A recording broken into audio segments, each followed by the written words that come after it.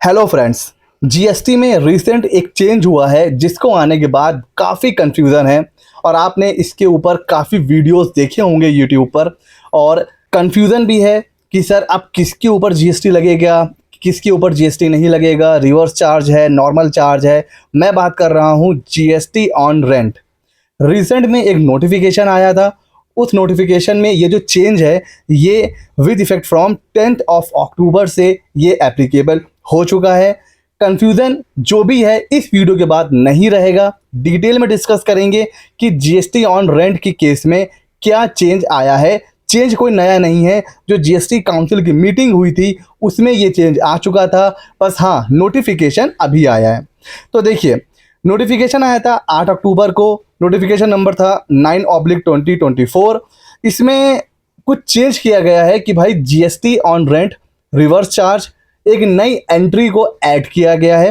देखिए फ्रेंड्स, किसी भी नए चीज़ को समझना है ना तो हमें उससे पहले जो पुराना प्रोविज़न था उसको समझना होगा। गलती क्या हो रही है, लोग डायरेक्टली अमेंडमेंट को समझ रहे हैं।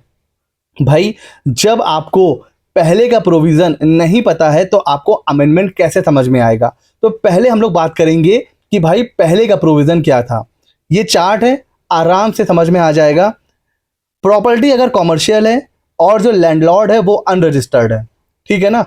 टीनेंट चाहे रजिस्टर्ड हो अनरजिस्टर्ड हो कोई मतलब नहीं है। लैंडलॉर्ड अगर अनरजिस्टर्ड है तो पहले यहां पर जीएसटी की बात नहीं होती थी। अच्छा, कॉमर्शियल प्रॉपर्टी है और लैंडलॉर्ड रजिस्टर्ड है, उस केस में जीएसटी लगता था फॉरवर्ड चार्ज में, नॉर्मल चार्ज में। इन दोनों ही केस में टीनेंट रजिस्टर्ड है नहीं है कोई फर्क नहीं है। तो कॉमर्शियल प्रॉपर्टी के केस में लैंडलॉर्ड अनरजिस्टर्ड है, जीएसटी नहीं लगता। रजिस्टर्ड है, जीएसटी लगेगा। अच्छा ठीक है सर। रेजिडेंशियल प्रॉपर्टी है, रहने के लिए यूज हो रही है, पर्सनल पर्पस के लिए यूज हो रही है।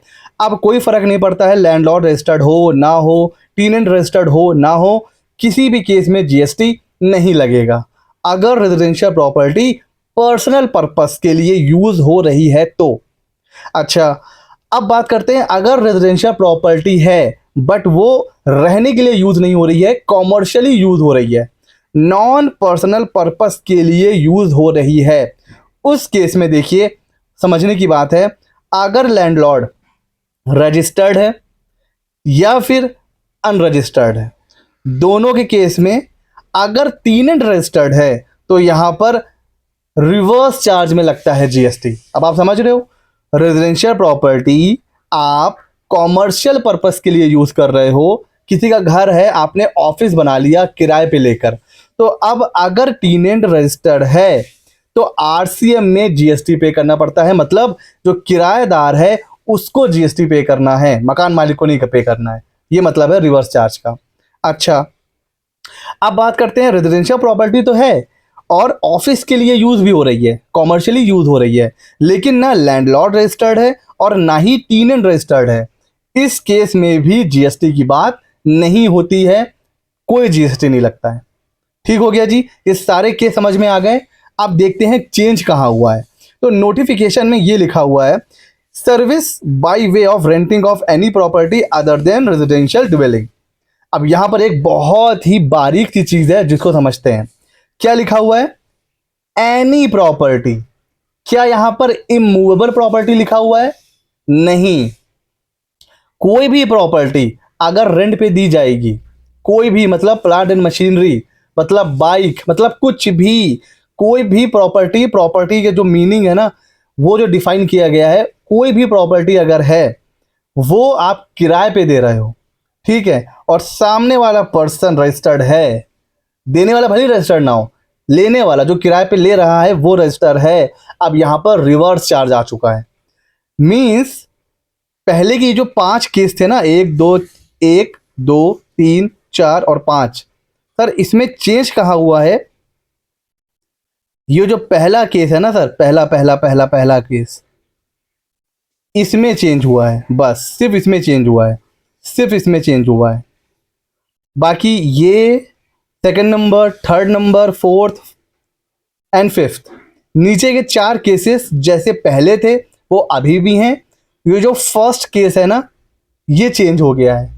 पहले क्या था, कॉमर्शियल प्रॉपर्टी अगर लैंडलॉर्ड अनरजिस्टर्ड था, टीनेंट चाहे रजिस्टर्ड हो रजिस्टर्ड ना हो, कोई जीएसटी की बात नहीं होती थी, कोई जीएसटी की बात नहीं होती थी। अब चेंज क्या हुआ ये सुनिए।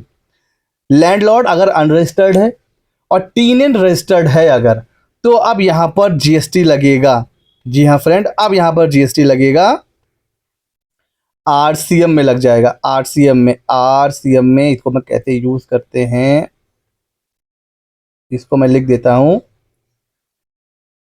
मेरी राइटिंग के ऊपर मत जाइएगा, राइटिंग मेरी थोड़ी सी खराब हो चुकी है। हाँ ठीक है, समझ में आ रहा है ना। आरसीएम में, लेकिन कौन सा केस है, लैंडलॉर्ड अनरजिस्टर्ड है और टीनेंट रजिस्टर्ड है, तो आरसीएम में जीएसटी लगेगा। आरसीएम में जीएसटी लगेगा, ये हटा दीजिए, नो नहीं रहेगा। लेकिन अगर लैंडलॉर्ड अनरजिस्टर्ड है, टीनेंट भी अनरजिस्टर्ड है, समझिए कॉमर्शियल प्रॉपर्टी है, लैंडलॉर्ड भी अनरजिस्टर्ड है, टीनेंट भी अनरजिस्टर्ड है, वहां पर जीएसटी नहीं लगेगा, नहीं लगेगा, नो। ठीक हो गया जी। तो commercial property, landlord unregistered, टीनेंट registered, तो वहां पर आरसीएम लगेगा। कॉमर्शियल प्रॉपर्टी, लैंडलॉर्ड भी अनरजिस्टर्ड, टीनेंट भी अनरजिस्टर्ड, जीएसटी नहीं लगेगा। तो ये चेंज हुआ है। 5 केस थे पहले, 5 में से जो 4 केस हैं वो सेम है, सिर्फ पहले केस में चेंज हुआ है। यही है इस नोटिफिकेशन का मतलब। और यहां पर कहीं पर भी इमूवेबल प्रॉपर्टी नहीं लिखा हुआ है, यहां पर लिखा हुआ है एनी प्रॉपर्टी। तो कोई भी property unregistered person registered person को देगा तो आरसीएम में कवर्ड है। इस वीडियो के बाद अब ये जो कंफ्यूजन है, आई होप पूरी तरीके से आपके दिमाग से निकल गया होगा। अभी भी कुछ कंफ्यूजन है, कमेंट सेक्शन में मुझसे पूछ सकते हैं, और हम लोग ऐसे ही मजेदार इंटरेस्टिंग वीडियोस बिल्कुल ही इजी लैंग्वेज में आप लोगों को के लिए लेके आते हैं, ताकि आप लोगों को हर चीज एकदम क्लियर कट तरीके से समझ में आ जाए। अगर आप चाहते हैं समझना तो हमें फॉलो कर लीजिए, नीचे है सब्सक्राइब बटन। मिलते हैं अगले नॉलेजेबल वीडियो में।